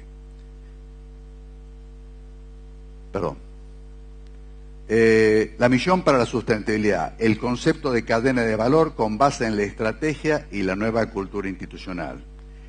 Instituciones inclusivas, pero para quienes deseen ser incluidos. Aquí hay una cosa importante. Nosotros tenemos un congreso con una enorme cantidad de gente joven. Hay más de 3.000 y pico de inscriptos, de los cuales seguramente la promedio de edad puede estar entre los 35 y los 40 años. Eso es bueno, porque los rinocerontes y los mamuts ya nos estamos yendo. Pero tenemos una generación X, que son los post-baby boomers, son los que nacieron entre el 64 y el 72. Son aquellos que consideran que la vida se vive una sola vez, cosa que es cierta. Entonces el compromiso es relativo. Tenemos una generación Y, que es la generación de aquellos chicos cargados de capacidades, cargados de posgrados, de cultura y de profesionalismo, pero que no tienen trabajo. Tenemos una generación sí, pero este es un término mío, que en un congreso donde fundamentalmente estamos ya hablando de agronomía, si decimos sí, pero posiblemente podríamos decir que estamos refiriéndonos a ciperáceas, estaríamos hablando de un cípero suculento, un cípero rotundo. No, la generación sí, pero a la que me refiero yo, es esa generación que tenemos en todas las cadenas, que tenemos en todas las gremiales, que tenemos en todas las técnicas, que son aquellos que condicionan su apoyo al sí, pero. Esa es la generación sí, pero, súper abundante. Una manifestación sí, pero puede demorar un proyecto, una idea, una estrategia, muchísimos años. Entonces, eso hay que pensarlo muy bien. Y por último, y en esto voy a recibir recuerdos para mi pobre madre y difunta madre en varios idiomas, incluso hasta en arameo, los famosos autoconvocados. Los autoconvocados en realidad no son autoconvocados, son aquellos que no quieren asumir ningún tipo de compromiso. Entonces resulta muy fácil, te paras en una esquina de la ruta, te pintas la cara, quemás 2 o 3 gomas, en patota patoteamos un camionero, y esos somos los autoconvocados. No, señores, no pueden existir autoconvocados, tiene que haber un fuerte compromiso con las gremiales, aunque discrepemos con ellas, con las técnicas, aunque no queramos participar, y con las cadenas. Si ustedes se ponen a analizar la cantidad de socios que tienen entre las dos técnicas, APRESID y ACREA, no lo quiero mencionar porque me da vergüenza. Bueno, eso es falta de compromiso. La falta de compromiso también con las gremiales. Con esto creo que, Carolina, no me pase del tiempo, no los he atosigado de cifras. Ustedes saben cuál es mi característica. Mi característica es tratar de generar polémica, generar líos, y habitualmente lo consigo. Muchísimas gracias.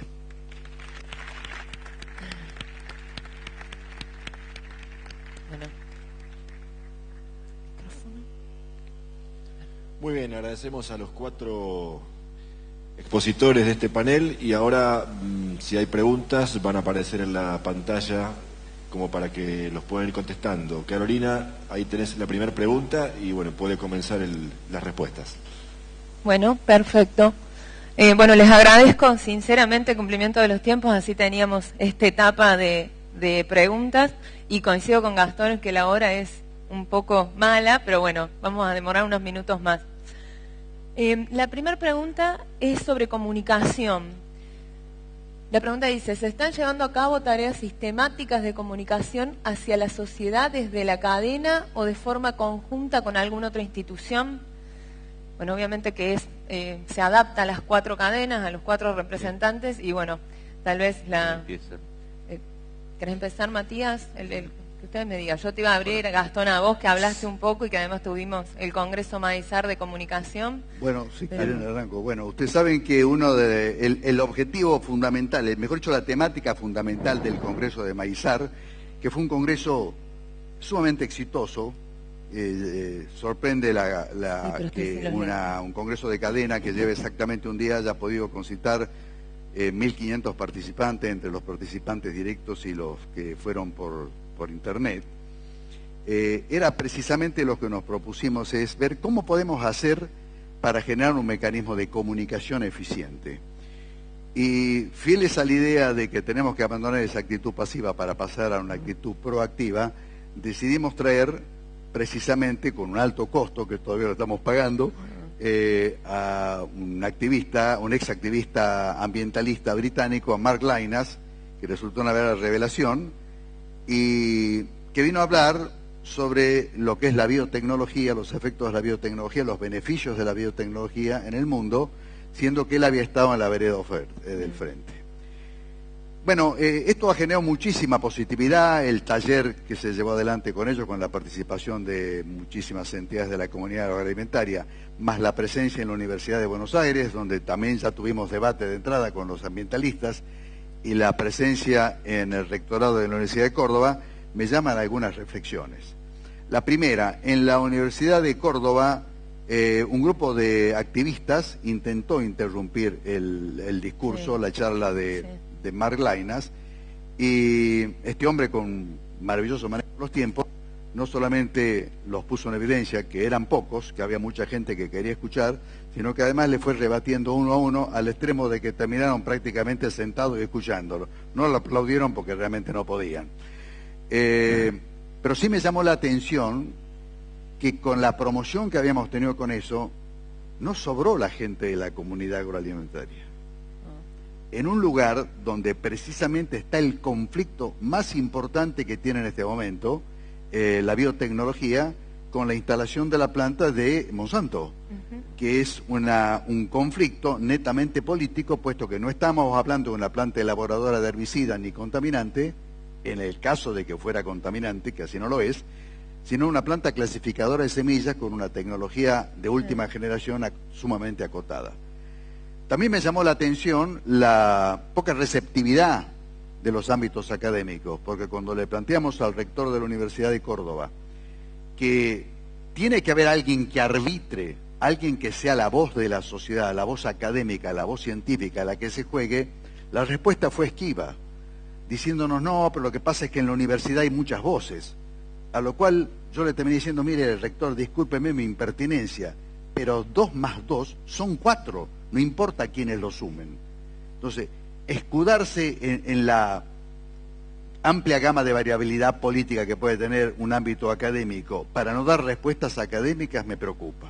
Entonces, creo que es parte de la comunidad agroalimentaria juntarnos, como bien han dicho todos los muchachos acá, generar un idioma común, volcar a un tanque de pensamiento a las mejores ideas y los mejores programas, elegir comunicadores confiables que sean coherentes entre lo que dicen y lo que hacen y que con un idioma muy simple transmitan a la sociedad las ventajas que tiene, los beneficios que le da a la comunidad agroalimentaria y todo este acontecer científico que le agregamos a nuestros productos. Matías, ¿querés completar? Sí, nosotros de Argentrigo el año pasado, por primera vez, la jornada, le pedimos ayuda externa, en este caso una periodista, que lo hizo de una manera más profesional y no siendo idóneos en el tema, nos despertó una reflexión que evidentemente nos parece que es el camino a seguir. De hecho, para futuros comunicados tenemos previsto esa relación para hacer, ya sea dar la noticia en los lugares que realmente trasciende como queremos que trascienda y de la forma que nosotros queremos. Me parece que eso dentro de la cadena de Argentrio. Dentro de las 4 cadenas me parece que en todo caso, en lo personal, sin hablarlo con ellos, me parece por ahí es un tema pendiente en la próxima jornada que hagamos juntos de tener un tipo de ayuda externa profesional. Bien, perfecto. Luis. Sí, desde ASAGIR la principal actividad que desarrollamos este año fue el Congreso, hubo 800 personas en el Congreso de ASAGIR.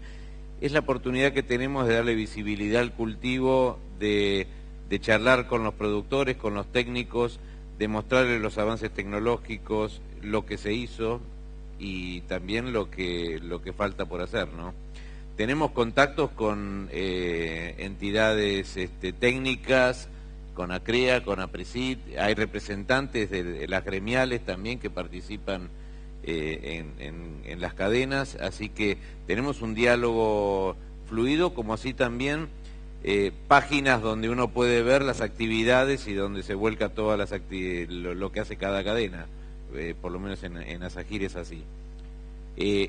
También tenemos intercambios y hemos estado con autoridades nacionales presentándole las problemáticas, tratando de buscar alternativas, pidiéndole financiamiento también en la última reunión que tuvimos con autoridades de la provincia de Buenos Aires, planteamos el financiamiento, surgió un financiamiento con tarjetas para las siembras, con sin tasa, bueno, en realidad son parches que estamos, pero bueno, algo es algo y creo que hay que seguir insistiendo. Es largo el camino al 2015, es difícil que se cambie el rumbo, como decía Gastón, pero bueno, seguimos intentándolo porque al próximo gobierno también no sería bueno entregarle tierra arrasada, ¿no? Entonces es un compromiso de todos nosotros tratar de que la cosa no vaya en peores. Bueno, no tengo mucho más para agregar. Nosotros dimos algunos ejemplos de comunicación que estamos haciendo hacia la comunidad. Lo que quiero reflexionar es que es una tarea muy difícil, es una tarea titánica, y voy a dar un solo ejemplo. Esta mañana fui al diario La Capital, el diario Rosario, a ver qué decía el Congreso de APRESID. No llegaba una hoja, la información, una buena foto de la presidenta, y entiendo que un 20% del espacio donde había letra de lo que había sucedido ayer, donde había habido autoridades nacionales, donde se produjo un hecho relevante, que las entidades del campo, tanto la mesa de enlace como las cadenas y otras entidades, entregaran a las autoridades presentes, que no eran muchas, pero estaban, un documento, por 8 o 10 personas que estuvieron tocando un bombo acá en la puerta, frente a las 4.000 que se inscribieron en el Congreso, ocuparon casi un 20% del pedazo de APRESID. O sea, frente a eso no es fácil pelearla, creo que es un trabajo que se tiene que ir construyendo ladrillo por ladrillo. No nos exija más al sector también de lo que podemos dar, pero por otro lado también creo que estamos en una etapa también en la que tenemos que ver cuáles son nuestros déficits. O sea, sabemos que hay sectores que son que no se presentan en la comunicación, que más bien prefieren ocultarse con el tema del perfil bajo. Sabemos que hay empresas o algunos personas, digamos, del sector que son más arrogantes o menos arrogantes, que no caen bien a veces en el mensaje. O sea, creo que tenemos que de alguna manera internamente también analizar, no vamos a poner todo de la pelota del otro lado, ¿no? Pero creo que lo que comentaron las otras 3 presidentes de cadena, en eso nos sumamos. Y bueno, ayer casualmente a la mañana hubo una reunión donde estamos viendo de qué manera se integra una campaña, digamos, comunicacional, donde tiene que haber un vértice, que probablemente sea alguna universidad que canalice y los esfuerzos y que no haya una superposición también de esfuerzos, ¿no? Bien, para complementar un poco lo que dijeron ustedes, desde FADA también venimos viendo la falencia nuestra y de otras instituciones parecidas con el tema de comunicación. O sea, tratamos de hacerlo mejor, sabemos que es el camino, pero es un aprendizaje. De mi parte, lo bueno me parece que todas las instituciones estemos trabajando en algo parecido.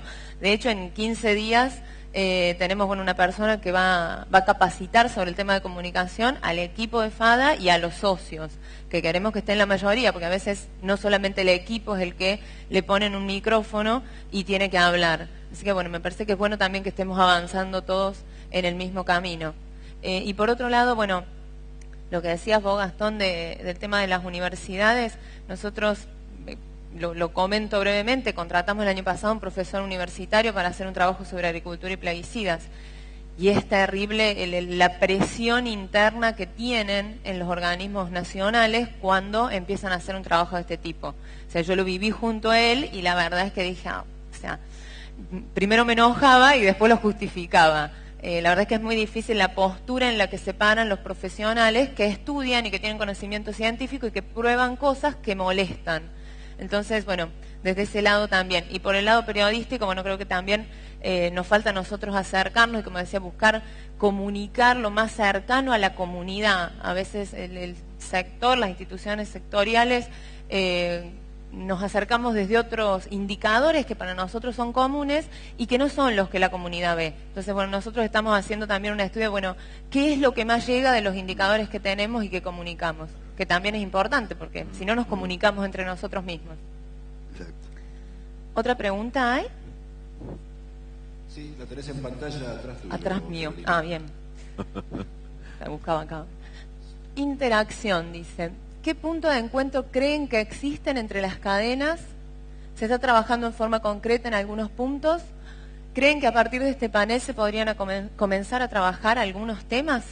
Bueno, esto lo puede contestar alguno. Bueno, eso yo, Todos vamos a hacerla cortita, me parece, así hay lugar para otras preguntas, pero me parece que, o sea, estamos trabajando, tenemos consenso en ciertos temas, creo que los temas más importantes son hoy por hoy las regulaciones que tiene el mercado, de la manera en que no podemos seguir creciendo, y no me refiero a la soja, en la manera en que no podemos hacer sustentable, y bueno, la interacción, digamos, con las autoridades del gobierno en los últimos años han sido, podríamos decir, relativamente fluidas, los resultados fueron prácticamente nulos, y hoy estamos en una tarea de extender esta información a los futuros gobernantes que seguramente vendrán los próximos 2 años, para capacitarlos también para después, para la toma de decisiones, ¿no? Respecto.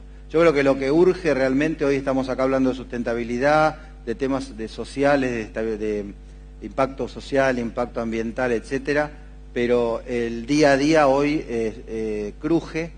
Hoy estamos frente a la peor precampaña de un cultivo de cosecha gruesa de los últimos 12 años, y como responsable de las cadenas, porque acá se afecta a toda la cadena, no es un sector solamente, esa es la prioridad número 1 en la que las 4 cadenas venimos conversando y charlando, pero no dejamos de poner en la agenda el tema de comunicacional, y esta mesa que digamos que nos reúne hoy, no es la primera vez, tenemos una buena comunicación desde que estuvimos peleando contra la 125, o sea, pero sí hay temas nuevos o temas como los que hoy se han tratado en los que debemos sumarlos a la agenda, ¿no?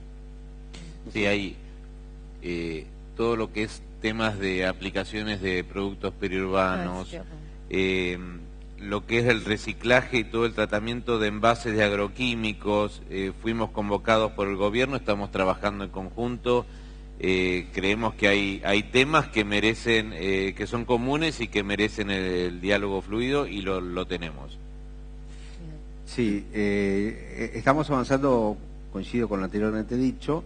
Me parece que por ahí el desafío más fuerte que tenemos es, de alguna manera, tener un feedback con las próximas autoridades que empiecen a no gobernar el año que viene, pero sí dar las predicciones y los compromisos que pueden invitar a los que invierten en primera instancia, lo hagan y tener ingresos para manejarse de una manera razonable y no ser tierra arrasada, como decía Luis.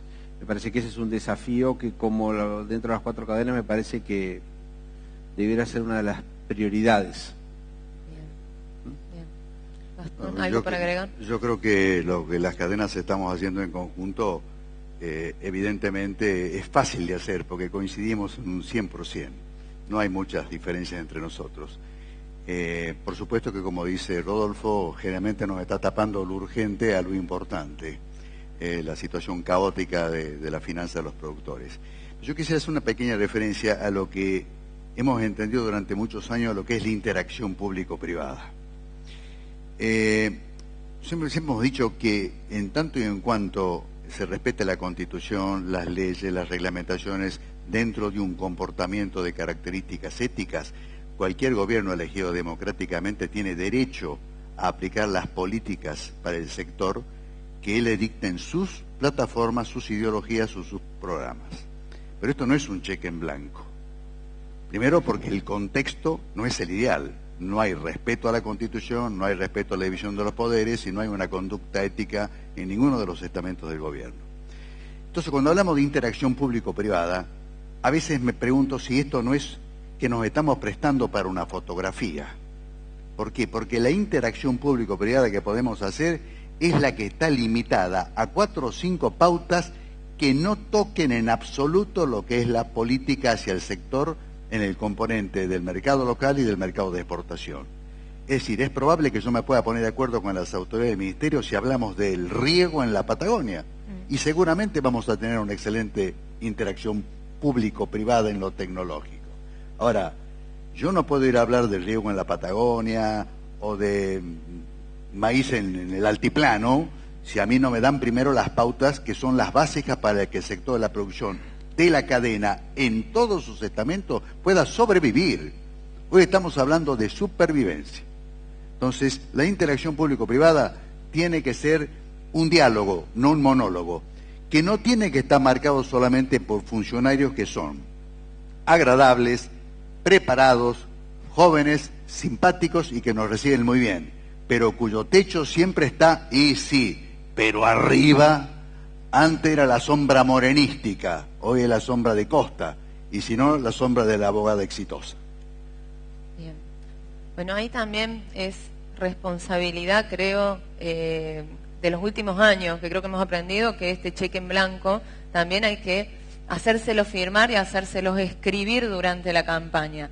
No es fácil, ya lo sé, yo trabajo en FADA también, después lo borraré, es cierto, pero tratar de comprometer, por ahí es lo que estamos tratando nosotros de hacer en este tiempo preelectoral, tratar de mantener reuniones, de comprometer, de hacer comprender el modelo y los beneficios que tiene el modelo también. Pero sí, no es nada fácil tampoco. ¿Ibas a decir? Último bocadillo. Sí. Creo que si logramos transmitir una visión de agroindustrial que realmente contenga estas dos cosas que estamos hablando, tenemos un paso enorme dado. Y una vez que se define, no importa el interlocutor, en definitiva. Esa es la política de agroindustrial que necesitamos como país para tener riqueza, generar riqueza, liderazgo, etcétera. Bien. Bueno, la unidad es un aprendizaje que creo que en los últimos años se ha entendido la dimensión que tiene, los beneficios que tiene mostrar unidades del sector. Bueno, supongo que debe ser la última. Buenas prácticas. Desde la asociación se incentiva la adopción de buenas prácticas en la cadena en forma concreta. Bueno, varios incluso estuvieron en las presentaciones. ¿Es un tema que trabajen de manera conjunta? Sí. Por lo menos nosotros estamos trabajando en Maizal y no tengo ninguna duda que mantenemos con los retos de las cadenas, mantenemos los mismos criterios. Buenas prácticas agrícolas es la asignatura pendiente de toda la agricultura en general. Sí, sí, totalmente. Bueno, ahora hay un proyecto de envases próximo a salir. ¿Cómo lo ven? ¿Han leído? ¿Tienen alguna apreciación sobre el...? Estamos participando. La última reunión sobre el tema fue hace 2 semanas, donde presentaron bastante pulido el anteproyecto. En general estamos de acuerdo de que es una muy buena decisión que el Estado se preocupe por el tema y que el sector privado de alguna manera acompañe, ¿no? Hay algunos temitas dentro de esta propuesta que son a lo mejor o impracticables o difíciles de cumplimentar, que es más o menos lo mismo, donde a lo mejor faltaría algún actor que no está todavía sumado, pero el tema es quién lo paga, y ahí no, si bien parece que está claro desde el punto de vista del Estado, no hay una correspondencia por quienes deberían pagarlo, porque esto es un proceso caro, donde siempre termina el productor pagando, o bueno, alguna de las entidades como son los que son los propietarios de los productos químicos, en el caso de este anteproyecto, ¿no? Pero desde el punto de vista de fondo, es un proyecto que creo que el país lo necesita y la cadena lo vamos a apoyar. Pero bueno, seguramente Luis tiene algunos comentarios porque estuvimos juntos trabajando con este. Sí, en realidad hay experiencias de trabajos público-privados que fueron exitosos. Yo nombré el tema de las aplicaciones periurbanas. si bien muchas decisiones son propias de las provincias por la autonomía que ellas tienen, desde el Estado Nacional lo que se busca es que haya un marco para que no haya desviaciones entre las políticas provinciales, ¿no? Así lo hicimos en las áreas periurbanas, se presentó un trabajo. ¿Y por qué es importante el trabajo previo? Por el consenso. Si en estas leyes no existen consensos de los distintos actores que están involucrados, la ley es un papel que no sirve para nada, porque no se va a poder aplicar. Hoy presenciamos la presentación de un proyecto de ley por el uso de la tierra. En realidad hay que buscar consensos, porque si el productor, que es el que tiene que aplicar y el principal actor en esta ley de uso de la tierra, no se siente identificado y no la comparte por problemas de implementación, como por ejemplo cuál va a ser el origen de los fondos para formar un fideicomiso que después sea repartido en aquellos actores, aquellos productores que cumplen estas prácticas, si el origen de esos fondos vuelven a ser las retenciones agropecuarias, arrancamos mal. Entonces, de entrada ese consenso se va a ver minado por una cuestión de fondo, ¿no? Entonces, todos compartimos la necesidad de utilizar mejor el suelo, de tener una agricultura sustentable. Filosóficamente estamos de acuerdo hasta en lo técnico, porque muchas de las cuestiones técnicas que se planteaban ahí la compartimos. Busquémosle la vuelta para que eso sea aplicable y no haya problemas previos en cuanto a la logística, a la implementación, que puedan hacer fracasar estos proyectos, ¿no? Bien, perfecto. Listo. Bueno, creo que estamos en tiempo ya, así que bueno, no me queda más que agradecerles muchísimo la participación. Así que gracias. Muchas gracias. Lo despedimos con un aplauso a Rodolfo Rossi.